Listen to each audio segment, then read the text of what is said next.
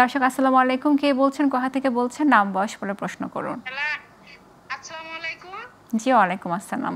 আমরা পলাশবাড়ি থেকে বলছি, কাজলি 37 বছর বয়স। জি আমার হচ্ছে মিনিস্ট্রেশন, আমার দুটো বাবু আছে, একটা হচ্ছে 12 বছর বয়স, একটা হচ্ছে 6 বছর আর কি, 5 প্লাস।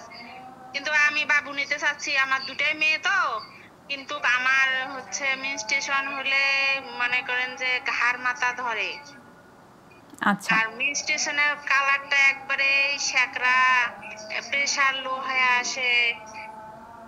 এবং আপনার কি রেগুলার হচ্ছে আপনার? হ্যাঁ, রেগুলার হচ্ছে, এটার কোনো সমস্যা নাই, কিন্তু তখন আপনার মাথা ঘোরায় এবং কালারটা আপনার কাছে একটু অন্যরকম মনে হচ্ছে, তাই তো? মাথা ঘুরায়, প্রেসার লো হয়ে আসে, প্রেসার চেক করলে প্রেসার লো হয়ে আসে। আপনি কত বছর ধরে ট্রাই করছেন কনসিভ করার জন্য?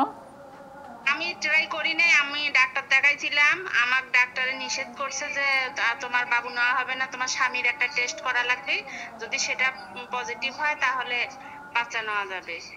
ঠিক আছে, এখন আপনার প্রশ্ন। আমার ওষুধগুলো দিছে বুঝছেন, ইন্ডোভার 20 দিছে, তারপরে কি ফলিসন দিছে, আর হচ্ছে সেরোনেক্স দিছে, আর ঘুমের ট্যাবলেট ক্লোনাভেক্স 50 দিছে। মানে ডক্টর আপনাকে এখন কনসিভ করতে নিষেধ করছেন, বাট আপনি কনসিভ করতে চাচ্ছেন, তাই তো? হ্যাঁ হ্যাঁ হ্যাঁ হ্যাঁ। ম্যাডাম ওনার দুটো বেবি আছে অলরেডি, 12 বছর এবং 6 বছর।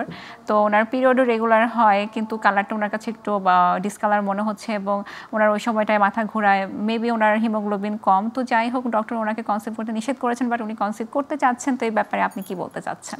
এখন পেশেন্টের 2জন বাচ্চা আছে, মাসিক হয় কিন্তু একটু কালো রঙের হয় এবং মাথা ঘুরায়। এটা তো মাথা ঘুরানোর অনেক কারণ আছে। একটা তো হিমোগ্লোবিন, তুমি নিজেই বলেছো যে রক্তশূন্যতা হলেও কিন্তু একটু দুর্বল লাগে, এবং মাসিকের সময় যখন আবারও রক্ত যায় তখন দুর্বলতাটা একটু বেড়ে যায়, যেহেতু আরও রক্তপাত হচ্ছে, আরও হিমোগ্লোবিন কমে যাচ্ছে, সেটার জন্য একটা মাথা ঘুরানো হতে পারে।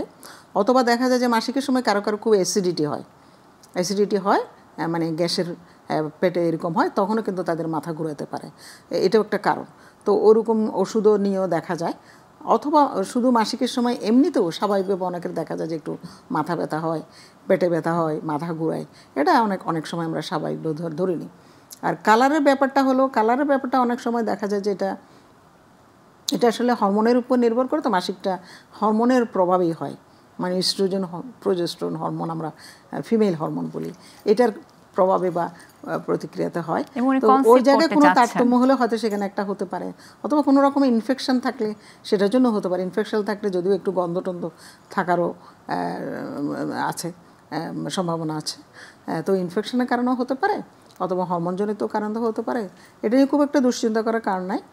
তবে মাথা ঘোরানো যদি খুব বেশি হয়, মাসিক ছাড়াও হতে থাকে, মাসিকের সময় তো হচ্ছে, অন্য সময় তো খুবই দুর্বল লাগছে, মাথা ঘুরাচ্ছে, তবে সেটার পিছনে হয়তো কোনো কারণ থাকতে পারে, মেডিকেল কারণ, সেটা আমাদের বের করে নিতে হবে।